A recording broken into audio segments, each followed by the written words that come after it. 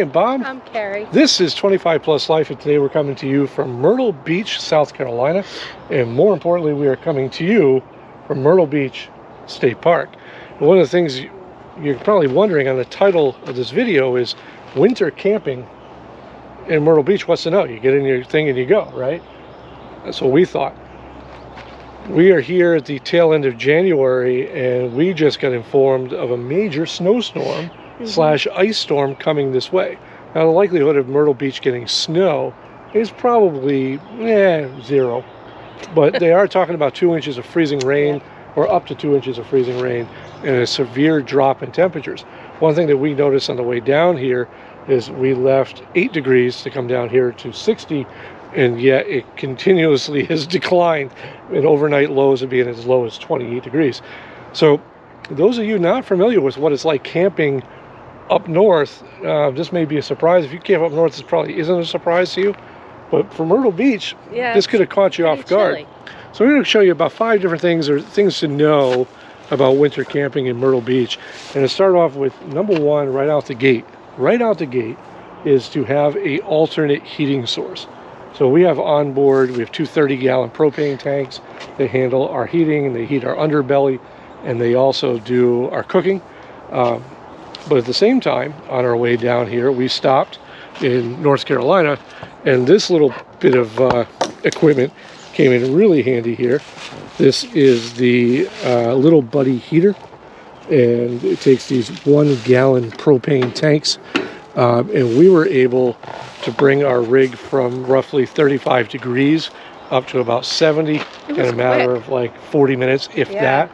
And we slept in the North Carolina rest area for about a good 5 hours that way. It was nice.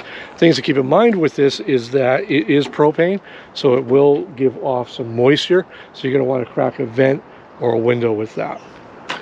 Number 2 is something that surprised us.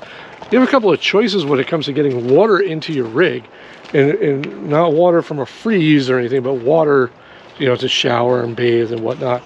And you can hook up a hose right here, and you could run it, which is great if it's not freezing. So for freezing temperatures and below, you can go out and you can spend the money for a heated water hose, which is actually a thing.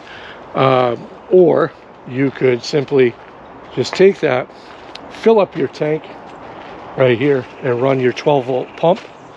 This way here, when you're running your heat, the underbelly is all insulated, at least on the Winnebagos, and you can have your water without freezing.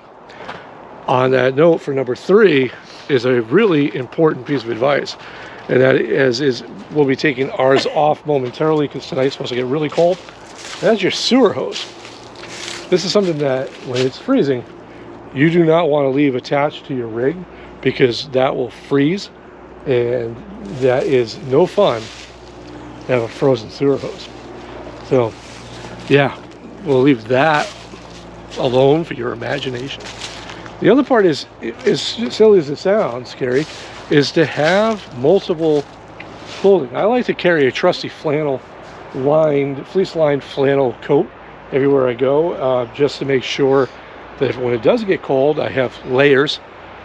Carrie is cold by nature, so she always has a full-on snowsuit on, even when we were down at Key West. So she likes to make sure she's warm as well. And something for you northerners, know you already have one, would be some kind of ice slash snow scraper. I like these here from Snow Joe. They have LED lights built in. They're a simple, it's like a foam pusher, so that it pushes snow right off your vehicle. This here screws in here, and it's expandable. I can get over the top of my truck. But more importantly, what it has is an ice scraper, and this is really what you want. Some kind of ice scraper, just to get that ice off the vehicle so you can get down the road. And I'll tell you, it also helps when you have to clear off the top if you do get snowfall in your travel. There's a lot of states, I know in New Hampshire, Jessica's Law passed. Any snow or anything on top of your vehicle, it's a huge fine, and you want to make sure that's clean. These here go a long way for doing that. You don't have to worry about scratching the TPO roof or anything along that lines too. And lastly, as simple as this is, you're all done. You've made it through the 28 degrees weather in South Carolina, and you're heading north. I highly, highly recommend that you do this before you leave, and that is to re-winterize your RV. This stuff is cheap, maybe $2–3 at most. We use the Prestone. It seems to work really well, and it takes literally 15 minutes just to evacuate your water lines and at least get some kind of protection in there, so that when you're heading north and you're not running heat while you're traveling, everything's not going to freeze up and you're not going to have a mess. And with that, make sure you drain any tanks prior to doing all this, or else this is a waste of time. And that's it. That is pretty much our little goals and tips here that we've learned over the past week in Myrtle Beach, and things that you know, we really weren't thinking about when we came down. Who would have thought? You think you're going down south, you're going to Myrtle Beach, you think in your head you're warm.